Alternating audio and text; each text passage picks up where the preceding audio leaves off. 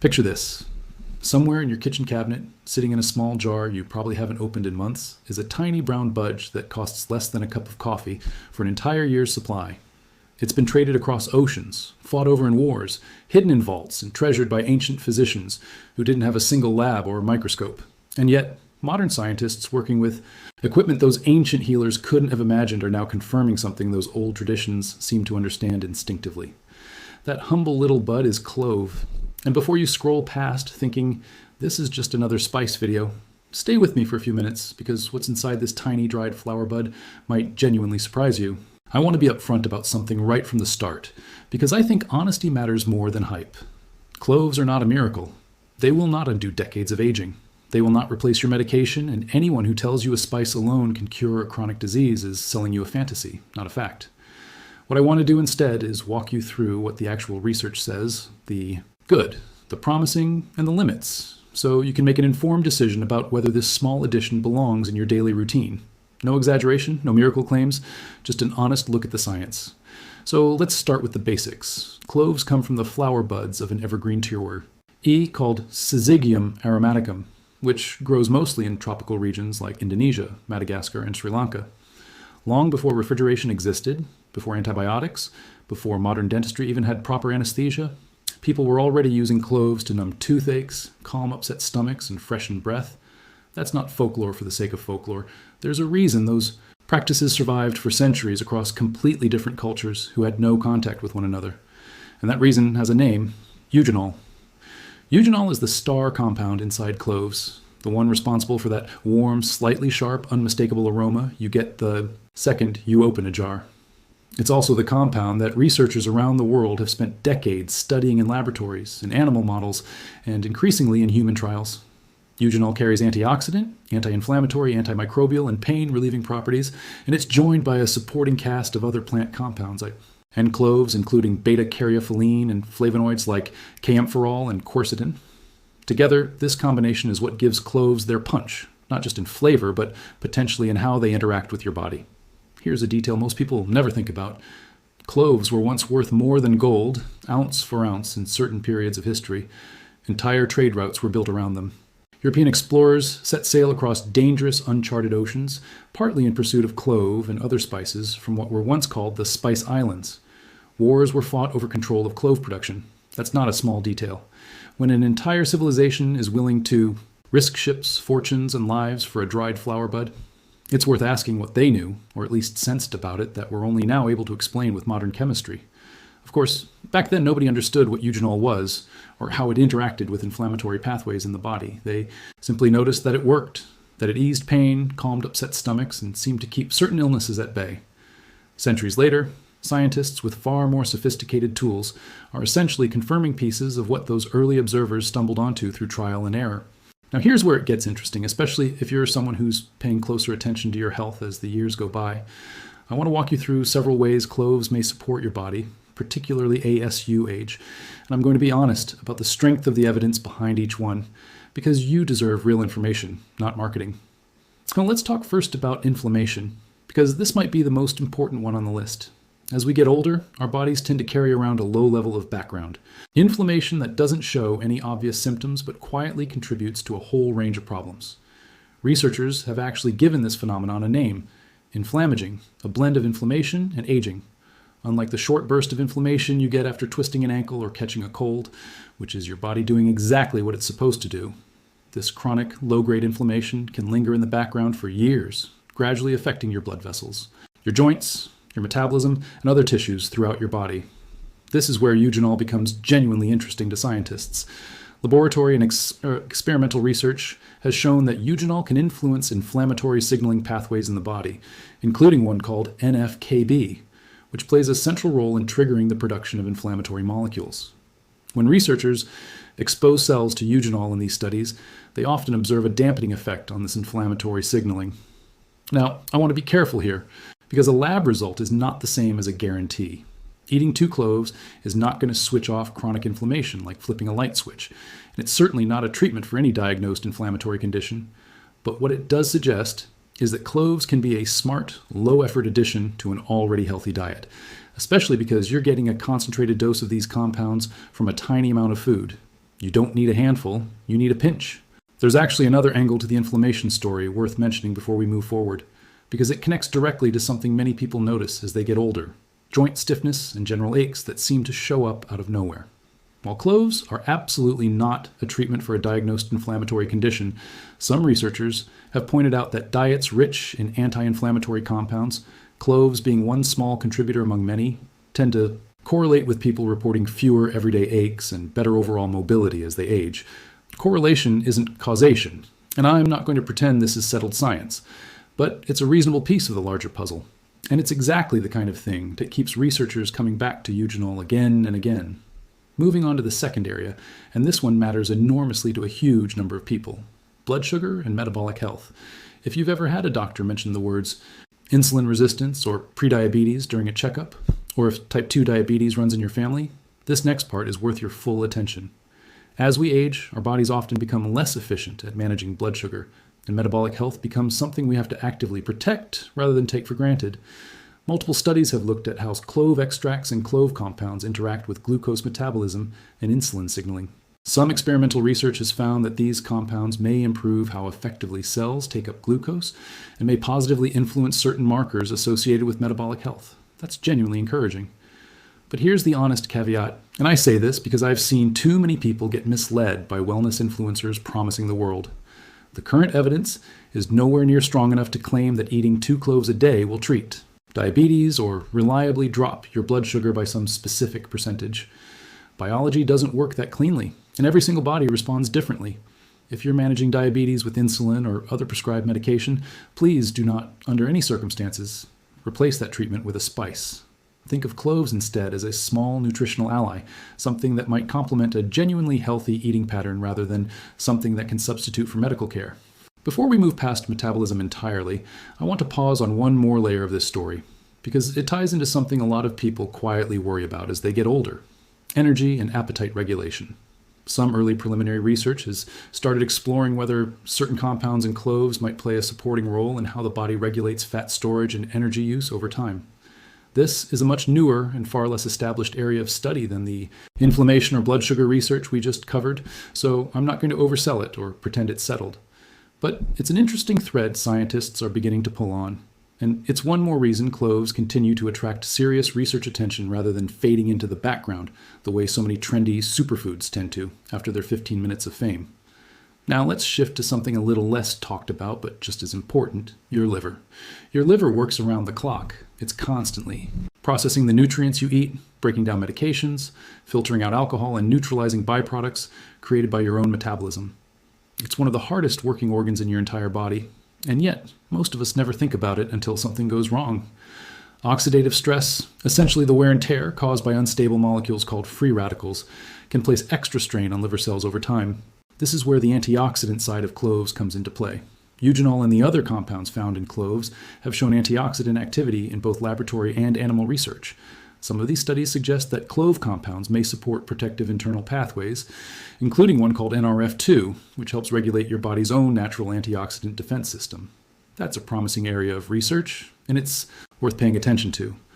But I need to pump the brakes here too, because there's a lot of misinformation floating around about liver detoxes. Your liver does not need a spice, a juice cleanse, or a tea to detoxify itself. It already does that job every single E-day, all on its own, as long as you're not overwhelming it. Cloves do not cure fatty liver disease. They do not replace medical treatment for any liver condition. What actually supports your liver long-term is maintaining a healthy weight, limiting alcohol intake, keeping your blood sugar in a healthy range, eating a nutrient-dense diet, and following the guidance your doctor gives you. Cloves can be one small supporting piece of that bigger picture. Nothing more, nothing less. Let's talk next about something almost everyone can relate to on a very personal level: digestion. This is actually one of the oldest and most consistent traditional uses of cloves across cultures, and it's stuck around for a reason. Cloves contain compounds with antimicrobial properties, and eugenol specifically has demonstrated activity against certain microorganisms in laboratory settings. Traditionally, cloves have also been used to help ease gas, bloating, and general digestive discomfort after a heavy meal. If you're someone who occasionally feels bloated or a little off after eating, especially after a big dinner, adding a small amount of clove to your food or steeping a couple in hot water for tea might genuinely be worth trying. It's low risk, low cost, and rooted in centuries of consistent use. That said, and this is important, if you're dealing with persistent abdominal pain, unexplained weight loss, blood in your stool, ongoing vomiting, or significant lasting change in your bowel habits, please don't reach for a spice jar as your solution. Those symptoms need a doctor's evaluation, full stop. No amount of clove tea should ever delay that conversation. The fifth area worth mentioning involves your bones and joints, something that becomes increasingly relevant the older we get. Cloves contain manganese, a trace mineral your body needs for normal bone formation and for supporting its own antioxidant defenses. On top of that, eugenol and other compounds in cloves have been studied for how they interact with the inflammatory processes connected to joint health and comfort. Once again, though, I want to be crystal clear. Cloves are not a treatment for osteoporosis, and they're not a treatment for arthritis. If you're dealing with either of those conditions, you still need adequate calcium and vitamin D, or appropriate weight-bearing or resistance exercise suited to your ability level and whatever medical treatment your doctor has prescribed. Cloves can sit alongside those E efforts as a nutritional bonus, but they were never designed to replace proven medical therapy, and they never will be. Now, beyond those 5 areas, there's actually a 6th benefit that doesn't get talked about nearly enough, and it's one you can literally feel within seconds: oral health. This is genuinely where clove first earned its reputation centuries ago, long before modern dentistry existed. If you've ever had a dentist dab a little clove oil on a sore spot in your mouth, that wasn't some old wives' tale. It's rooted in real chemistry. Eugenol has natural numbing properties, which is exactly why it was historically used to ease toothaches before modern anesthesia was available, and it still shows up in some dental products today. Chewing on a whole clove or holding one gently against a sore tooth can provide temporary, mild relief for minor discomfort. Obviously, this is not a substitute for actual dental care. If you have a cavity or an infection, you still need to see a dentist. But as a short-term natural way to take the edge off discomfort while you wait for an appointment, it's a genuinely useful trick worth knowing. So now that you understand the why behind clove, let's talk about the practical side of things, because knowing the benefits means nothing if you don't know how to actually use it in real life. The good news is that incorporating cloves into your daily routine is refreshingly simple. And it doesn't require buying expensive supplements or following some complicated regimen. One of the easiest options is to use whole cloves directly in your cooking. Toss a couple into a pot of simmering soup or stew and let them infuse the broth with warmth and depth. Add 1 or 2 to your morning oatmeal alongside cinnamon for a cozy, comforting flavor. You can also make a simple clove tea by steeping 1 or 2 whole cloves in a cup of hot water for about 5 to 10 minutes, then removing them before you drink. It's soothing, it's warming, and it takes almost no effort. If whole cloves aren't your thing, ground clove works beautifully as a spice too. It pairs especially well with cinnamon, ginger, nutmeg, apples, and warm beverages like spiced cider or chai. A little goes a long way here, and that's actually an important safety point worth repeating. You do not need large amounts of clove to get its benefits. More is not better in this case, and that leads directly into something you genuinely need to know before experimenting further. For those of you who like to plan ahead rather than improvise every day, here's a simple approach that works well for a lot of people. Buy whole cloves rather than pre-ground, since whole spices hold onto their essential oils, and therefore their potency, far longer than ground versions that have already been exposed to air. Store them in a dark, airtight container away from heat, and grind or crush only what you need right before using it. This small habit alone can make a noticeable difference in flavor and freshness over time.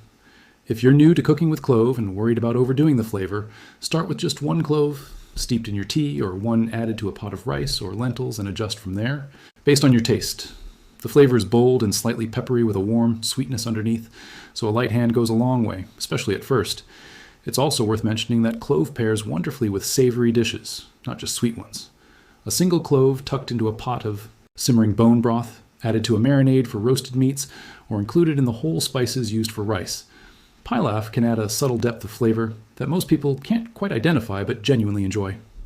In many South Asian and Middle Eastern kitchens, whole cloves have been a quiet staple in savory cooking for generations, long before anyone was studying their antioxidant profile in a laboratory. That long history of everyday culinary use is actually reassuring in its own right.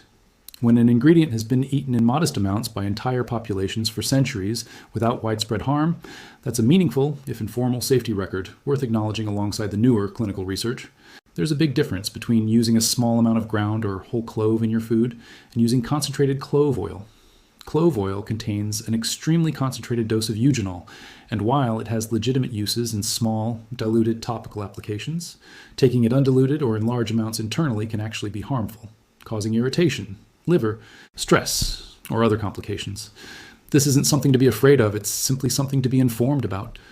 Culinary use of the spice itself is a completely different situation from using concentrated extracts. The two should never be treated as interchangeable. There's one more safety point I want every listener, especially those of you who are a little older or managing existing health conditions, to walk away remembering. Eugenol may have a mild blood thinning effect. If you're taking medications like warfarin, clopidogrel, aspirin, or any other medicine that affects blood clotting, it's worth having a quick conversation with your doctor before making concentrated clove use a regular habit. The same goes if you have an upcoming surgery. Make sure your medical team knows about any herbal products or concentrated supplements you're taking, clove included. And if you're living with liver disease, taking multiple medications, or managing any condition that requires ongoing treatment, check in with your healthcare provider before using cloves therapeutically rather than just as an occasional seasoning. For the average person, simply sprinkling a little ground clove into their oatmeal or steeping a cup of tea now and then, this is a low-risk habit. It's really the concentrated extracts and oils where caution becomes essential. Let's zoom out for a second because I think it's easy to get lost in the details of any single ingredient and lose sight of the bigger picture. Here's what I want you to take away from everything we've covered today. Cloves are a remarkably concentrated little package of plant compounds led by eugenol. A growing body of research suggests these compounds may support a healthy inflammatory response, contribute positively to metabolic health, offer antioxidant protection for your liver, ease occasional digestive discomfort, support bone and joint health, and even soothe minor oral discomfort. That's a genuinely impressive resume for something that costs pennies and fits in a spoon. But, and I really want to stress this one more time, there is no spice on this planet that reverses aging, cures diabetes, flushes toxins from your liver, or replaces the medication your doctor has carefully prescribed for you. Real, lasting health doesn't come from any single ingredient, no matter how impressive. Its research looks on paper.